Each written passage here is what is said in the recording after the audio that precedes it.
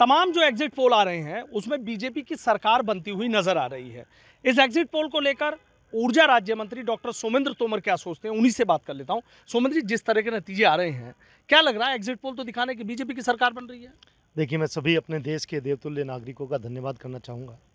मैं देश के यशस्वी प्रधानमंत्री माननीय मोदी जी, जिनके नेतृत्व में और एक प्रधान सेवक के रूप में उन्होंने देश को आगे बढ़ाते हुए देश को विकास के पथ पर आगे बढ़ाया और देश का मान-सम्मान बढ़ाने का काम देश के यशस्वी प्रधानमंत्री जी ने किया है। ये उसी का परिणाम है कि हमारा करिश्माई नेतृत्व और माननीय मोदी जी के द्वारा किए गए काम, जिन्होंने सभी वर्गों को, चाहे उसमें मजदूर हो, चाहे महिला हो, चाहे युवा हो, चाहे किसान हो, सभी वर्गों को प्रायोरिटी पर लेकर माननीय प्रधानमंत्री जी ने काम किया और ये उसी का परिणाम है कि देवतुल्य नागरिकों का आशीर्वाद भारतीय जनता पार्टी और हमारे एनडीए को मिला है। लेकिन राहुल गांधी और अखिलेश यादव तो एक तरीके से इस एग्जिट पोल पर ही सवाल खड़ा कर रहे हैं।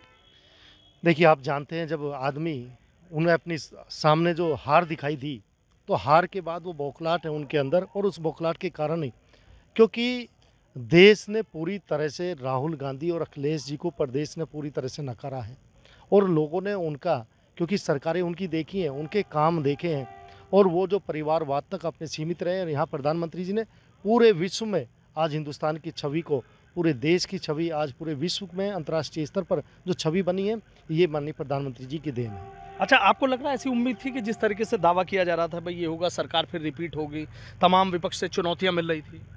देखिए, जब हमारा कोई परीक्षा होती है और हम परीक्षा की तैयारी करते हैं और तैयारी होने के बाद मुझे लगता है जो परीक्षार्थी होता है उसे पता होता है कि मेरे कितने मार्क्स आएंगे।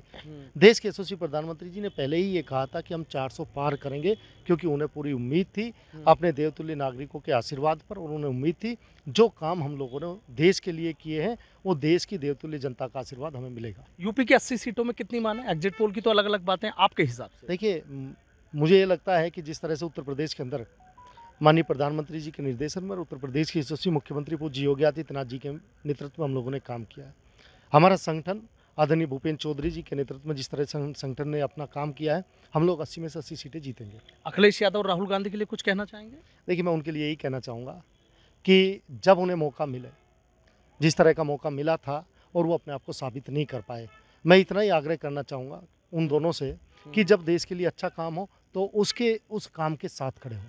अच्छा, जिस तरीके से एग्जिट पोल आ रहा है, आपको क्या ऐसा लग रहा है कि भाई जनता ने, फिर एग्जिट पोल की बात कर रहा हूँ मैं, आपको ऐसा क्या लग रहा है कि जनता को ये लगा कि बीजेपी से बेहतर कोई और है नहीं, जबकि चुनौती तो वो भी सामने खड़ी कर रहे थे? देखिए, कांग्रेस की सरकार पहले देखी है और उन लोगों ने उत्तर प्रदेश के अंदर सपा की सरकार देखी और अब 2014 के बाद जिस तरह से माननीय मोदी जी काम कर रहे हैं, एक ऐसा नेतृत्व जो अंतर्राष्ट्रीय स्तर पर प्रदेश की छवि बनाए, देश के सभी नागरिकों का सम्मान करे, हमारी सांस्कृतिक धरोहरों को संरक्षित करने का काम करे, हमारी धार्मिक जितने भी हमारे इतनी अपनी संस्कृतियां हैं, उन संस्कृतियों को आगे बढ़ाने का काम माननीय मोदी जी के नेतृत्व में, मैं कह सकता हूं कि विकास भी और संस्कृति का संरक्षण भी, दोनों काम माननीय मोदी जी के नेतृत्व में होंगे। अच्छा सुनिए, जिस तरीके से पश्चिम उत्तर प्रदेश में सबसे पहले जब फेज का चुनाव हुआ, उसके बाद दूसरे फेज का चुनाव हुआ, तो एक चर्चा चलने लगी कि भाई बहुत दिक्कत है यहाँ तो, पश्चिम उत्तर प्रदेश में तो इस बार कुछ नहीं है, सब कुछ हो जाएगा।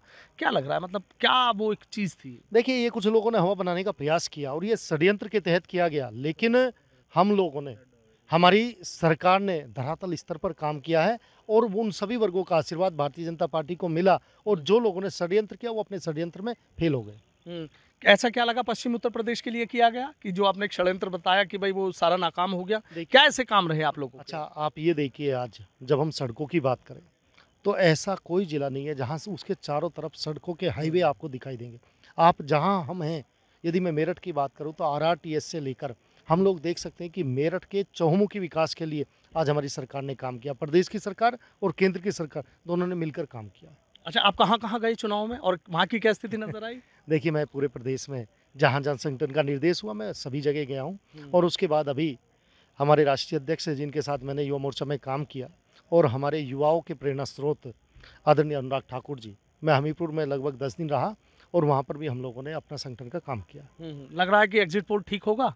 देखिए, मुझे लगता है कि एग्जिट पोल की जो रिपोर्ट्स हैं, उन्होंने जिस तरह से सर्वे किए हैं, मुझे पूर्ण विश्वास है कि इस बार हम 400 पार करेंगे। अच्छा, बड़े कॉन्फिडेंस से कह रहे हैं सोमेंद्र जी। मैंने कहा ना कि जिस तरह की तैयारी उसके तरह से ही परिणाम की हम लोगों को उम्मीद है।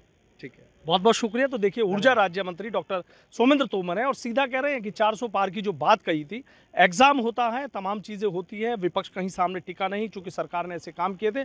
और वो सीधा कह रहे हैं कि जो एग्जिट पोल पर सवाल खड़े कर रहे हैं उनकी तैयारी अधूरी थी, बीजेपी की तैयारी पूरी थी। Sanuj Sharma, ABP news, Meerut.